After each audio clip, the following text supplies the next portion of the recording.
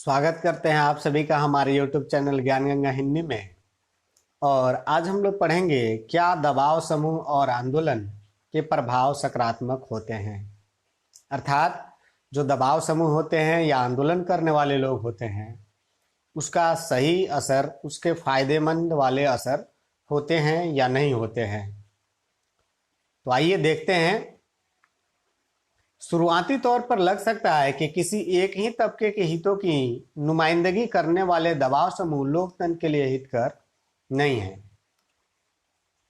शुरू में देखें तो हमें ये मालूम चल जाएगा या हमें ये लगेगा कि जो हित समूह होते हैं वो लोकतंत्र में अपने फायदे के लिए दबाव डालते हैं और इससे सबको फायदा नहीं होता है। लोकतंत्र में किसी एक तबके के नहीं बल्कि सबके हितों की रक्षा होनी चाहिए।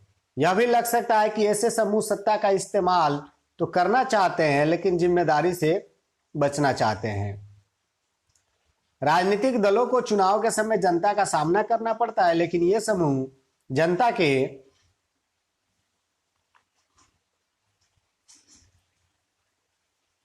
प्रति जवाबदेह नहीं होते। संभव है कि दबाव समूह और आंदोलन को जनता से समर्थन अथवा धन मिले। यह कह रहा है कि ये जो दबाव समूह होते हैं वो अपने हित के लिए सरकार पे दबाव डालते हैं, सबके हित के लिए दबाव नहीं डालते हैं। तो लोकतंत्र में जो होता है सभी के फायदे के लिए काम किया जाता है। ऐसी स्थिति में देखा जाए तो ये सही नहीं प्रतीत होता है, क्योंकि इनका हित जो होता है अपना होता है और इससे इन गुटों के अलावे दूसरे लोगों के हित से इनको कोई मतलब नहीं होता है। और कभी कभी ये जो होते हैं राजनीति में आना चाहते हैं, राजनीतिक लाभ लेना चाहते हैं, लेकिन जनता के प्रति जवाबदेह होना नहीं पड़ते हैं। जबकि राजनीतिक दल जो होते हैं उनको चुनाव के समय जनता को जवाब देना पड़ता है, सरकार से लोग सवाल करते हैं, लेकिन ऐसे लोग किसी भी तरह के जवाब देने के लिए नहीं होते हैं। आगे है कि संभव है कि दबाव समूह और आंदोलनों को जनता से समर्थन अथवा धन मिले। कभी कभी ऐसा भी हो सकता है कि दबाव समूहों को बहुत कम लोगों का समर्थन प्राप्त हो लेकिन इनके पास ज्यादा धन हो और इसके बूते वे अपने संकुचित एजेंडों पर वे सार्वजनिक बहस का रुख मोड़ने में सफल हो जाए। कभी कभी हो सकता है कि इस तरह के लोगों को खूब समर्थन मिले, कभी कभी हो सकता है नहीं मिले। कभी कभी हो सकता है कि इस तरह के लोगों के पास जो है समर्थन न हो लेकिन इनके पास जो है धन ज्यादा हो और उस धन के बुत्ते ये जो है सार्वजनिक बहस के तौर पर अपनी समस्या को रख सके, ये हो सकता है। तो इस तरीके से अगर हम देखते हैं, इस नजरिए से देखते हैं तो हमको क्या पता चलता है? हमको ये पता चलता है कि हित समूह और आंदोलन के प्रभाव जो है सकारात्मक नहीं होते हैं, लेकिन ये सरासर गलत है। थोड़ा सा अगर हम अपने नजरिए को बदलें तो हमको मालूम ये चलेगा कि आंदोलन के कारण लोकतंत्र की जड़ें मजबूत होती है। शासकों के ऊपर दबाव डालना लोकतंत्र में कोई अहितकर गतिविधि नहीं, बशर्ते इसका अवसर सबको प्राप्त हो। सरकार अक्सर थोड़े से धनी और ताकतवर लोगों के अनुचित दबाव में आ जाती है। यानी शासकों के ऊपर जो है दबाव डालना बहुत जरूरी है। क्यों जरूरी है? क्योंकि ऐसे करने से हमारा लोकतंत्र जो होता है मजबूत होता है। अगर हम दबाव नहीं डालेंगे तो सरकार क्या होगी कि थोड़े से धनी और ताकतवर जो लोग हैं उनके दबाव में आ जाएगी और सरकार के जो भी फैसले होंगे, जो भी काम होंगे, जो भी नीतियां होंगे, इन्हीं लोगों को लाभ पहुंचाने वाले हो जाएंगे। तो अगर आंदोलन का रास्ता नहीं होता, अगर अपने हित के लिए लोग जन संघर्ष करने के रास्ते को नहीं अपनाते तो सरकार मनमानी करती और इससे केवल धनी और ताकतवर लोगों को फायदा मिलता। जनसाधारण के हित समूह तथा आंदोलन इस अनुचित दबाव के प्रतिकार में उपयोगी भूमिका निभाते हैं। यानी अगर सरकार धनी और ताकतवर लोगों के लिए काम करती है तो जो सामान्य लोग होते हैं, जो जनसाधारण होते हैं, वो आंदोलन के द्वारा और दबाव समूह के द्वारा सरकार के इस निर्णय का प्रतिकार करते हैं, विरोध करते हैं और विरोध करके सरकार को सही निर्णय लेने में दबाव बनाते हैं।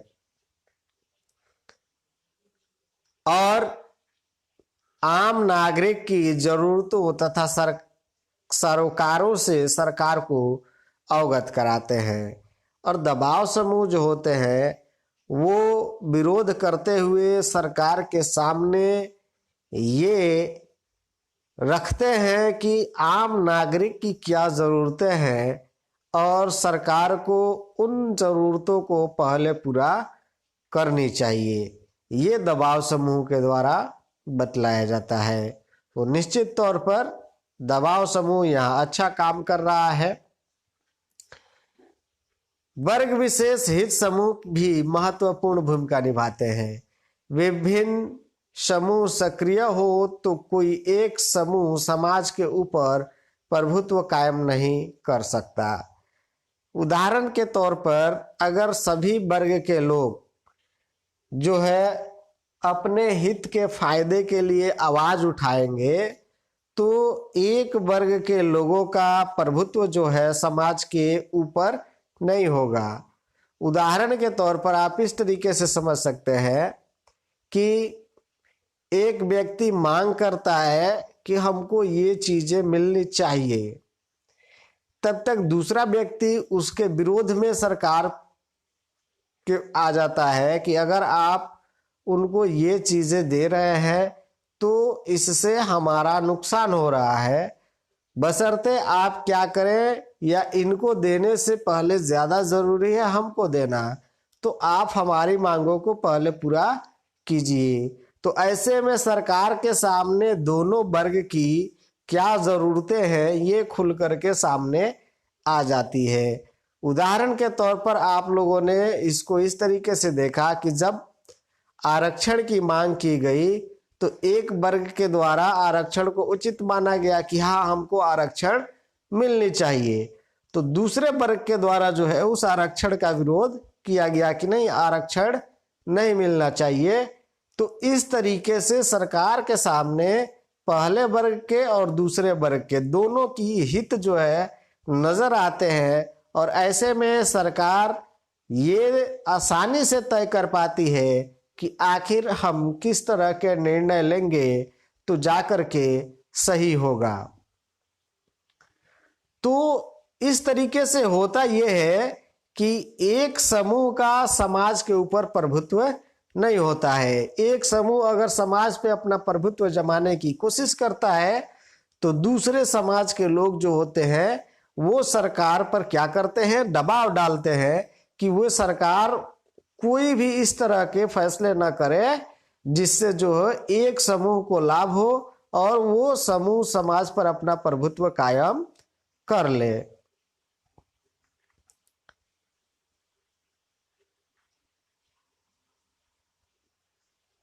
सरकार को भी ऐसे में पता चलता रहता है कि समाज के विभिन्न तबके क्या चाहते हैं। इससे परस्पर विरोधी हितों के बीच सामंजस्य बैठाना तथा शक्ति संतुलन करना संभव होता है।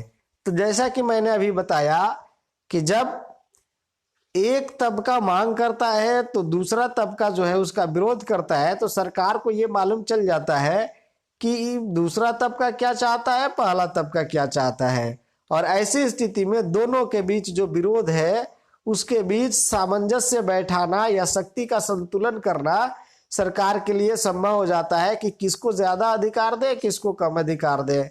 तो ये बहुत बड़ा एक फायदा है, हम कह सकते हैं। किस वजह से, किससे, तो जन संघर्ष या आंदोलन की वजह से। तो आज के वीडियो में बस इतना ही। मिलते हैं इस वीडियो के बाद दूसरे अध्याय में। तब तक आप पढ़ते रहें, देखते रहें, सीखते रहें। धन्यवाद।